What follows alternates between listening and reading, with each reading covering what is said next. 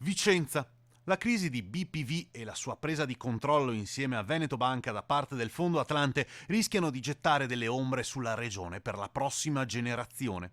È quanto emerge da un reportage in prima pagina del Financial Times sul Veneto. Il più prestigioso giornale finanziario al mondo ricorda che le stime prevedono un crollo del PIL regionale di almeno il 3,4% per quest'anno.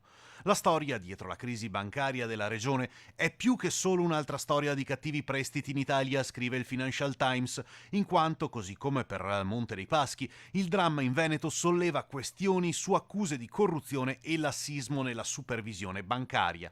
Le strette relazioni delle banche con i consumatori hanno portato a confortevoli pratiche bancarie, così come l'assegnazione di azioni baciate.